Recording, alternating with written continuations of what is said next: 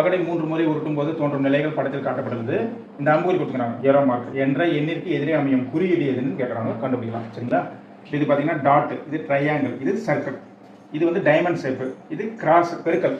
சரிங்களா? இது ட்ரையாங்கிள், திருப்பி இது ஏரோ மார்க். சரிங்களா? இந்த அம்புக்குறி ரவுண்டு சர்க்கிள், இது கிராஸ் பெருக்கல் குறி. சரிங்களா? பெருக்கல் குறி. இப்போ பார்த்தீங்கன்னா என்ன கேட்குறாங்க, இந்த அம்புக்குறிக்கு எதிரே இருக்கிற அமைப்பு தான் கேட்குறாங்க. சரிங்களா? அந்த அம்புக்குறி எங்கே வருது பாருங்க, இங்கே வருது. சரிங்களா? சரி இருக்கு. ரெண்டாவது ரெண்டுத்தையும் கம்பேர் பண்ணுங்க. இங்கே பார்த்தீங்கன்னா ரெண்டுத்துலையும் எது சேம் ஆகுதுன்னு பாருங்கள். இங்கே பாருங்கள், இந்த கிராஸ் இருக்குது பார்த்தீங்களா, இந்த கிராஸ் அதுவும் இங்கே பாருங்கள் இந்த கிராஸ் ரெண்டும் சேம் ஆகுது. சேம் ஆகுதுங்களா? இப்போ என்ன பண்ணலாம், இப்போ இந்த கிராஸுக்கு கடிகார திசையில் வரீங்க. கிராஸ் கடிகார திசையில் வந்தீங்கன்னா என்ன இருக்குது, டைமண்ட் இருக்குது. அதில் கிராஸ் எழுதிங்க, இந்த டைஸ் தான் எழுதுறீங்க, கிராஸ் எழுதுறீங்க.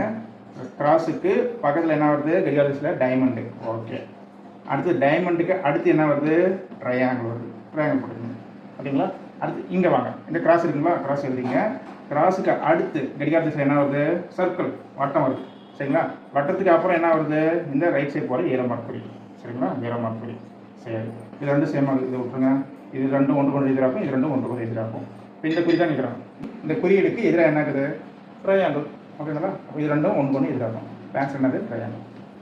ஓகேங்களா?